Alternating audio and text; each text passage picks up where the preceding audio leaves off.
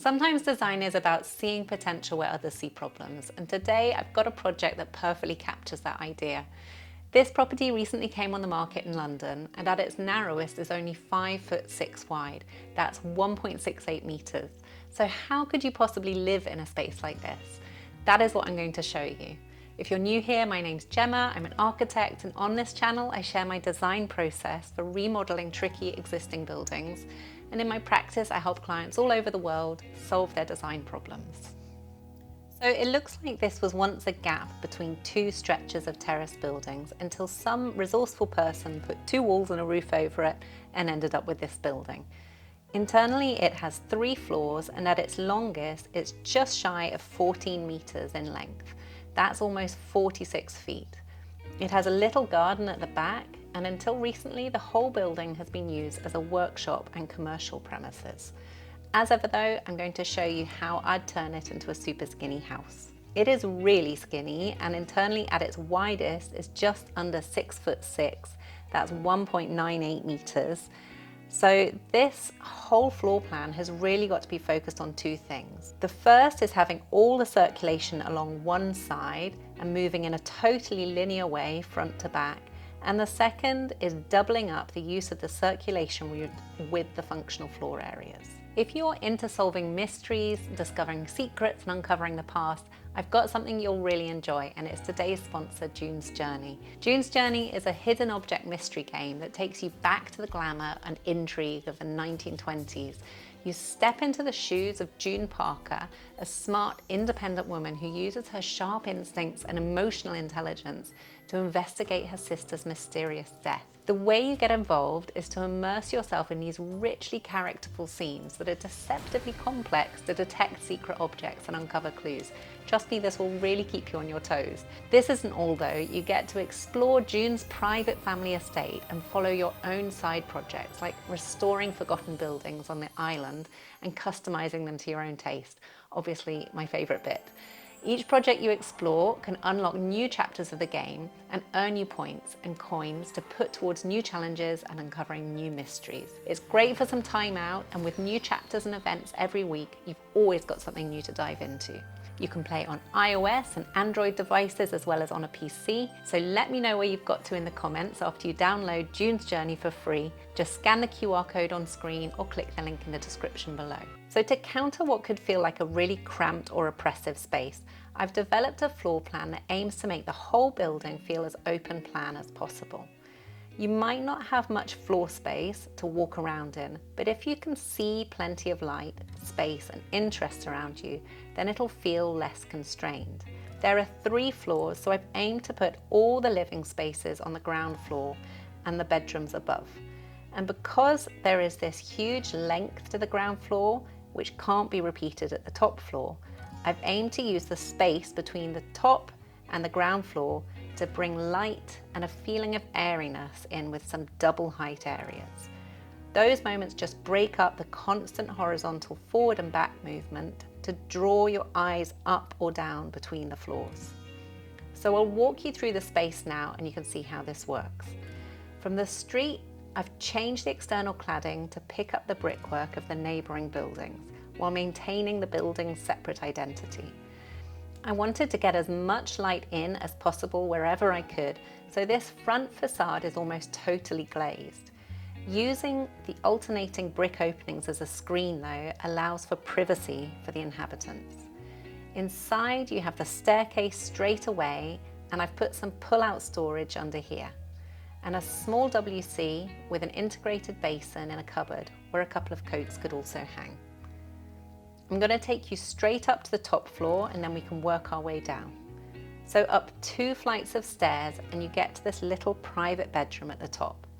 You have a small dressing table or desk here that also just looks over a mezzanine and up to a roof light. I wanted to create these little moments to pause where you can work or sit down to use your dressing table while getting some breathing space through a double height view and some direct sunlight. This helps just counter the constricted back and forth direction of the house by just breaking up the rhythm of movement, because then you return to the linear route that in this case just takes you into a small bedroom. You couldn't even fit a bed from side to side in here, so I'm afraid all of you who hate making the bed when it's against a wall will just have to opt for a larger house. But there's plenty of shelf storage tucked under some of the roof structure and a small wardrobe in here too.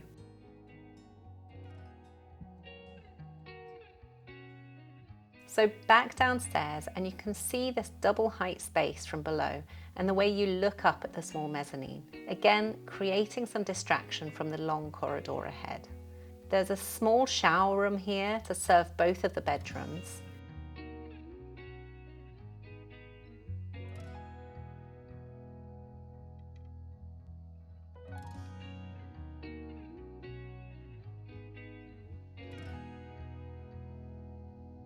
And then the next bedroom effectively starts straight afterwards with this sliding pocket door to close it off. This brings you into a dressing room area with a wardrobe and a dressing table. You have roof lights over this area, and this is another mezzanine that connects you with the floor below with a large vertical garden that stretches between the two stories.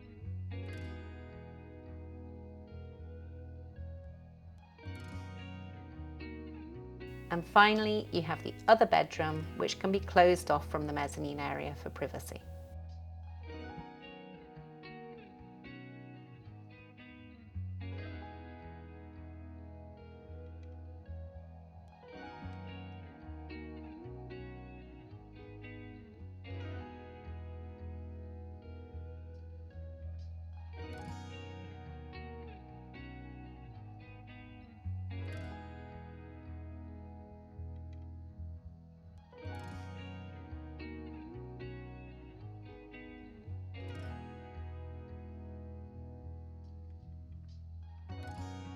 So back to the ground floor and past this entrance area, you have your living space, which is a sofa with shelves behind it for decorative objects and for a projector to use the wall opposite as a TV. Towards the kitchen, you reach the other end of that vertical garden that we saw on the floor above outside the bedroom.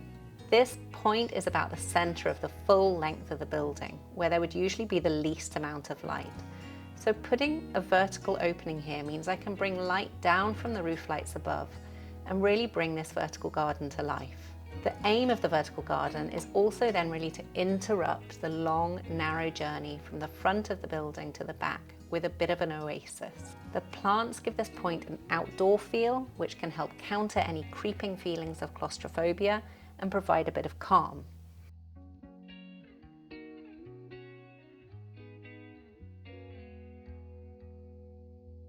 And they also serve to separate the living space from the kitchen, which runs along here.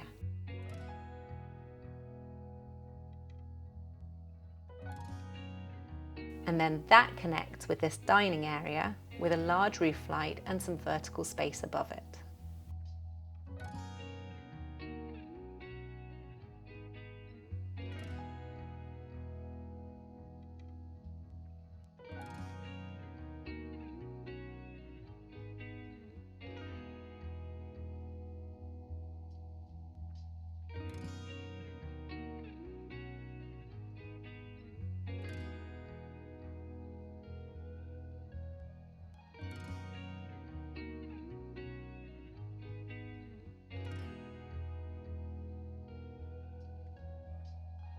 The garden then follows the same principles of the house, with movement down one side and planting on the other. And I like to think of this as another little oasis that can be glimpsed all the way from the entrance door.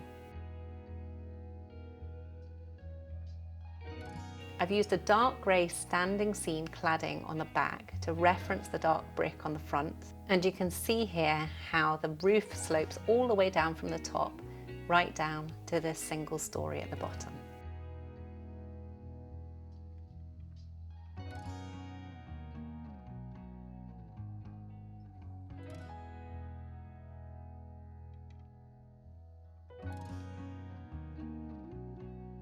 If you find more weird and wonderful buildings for me to remodel, do send them to me through my website, and do get in touch about my consultation and concept design services.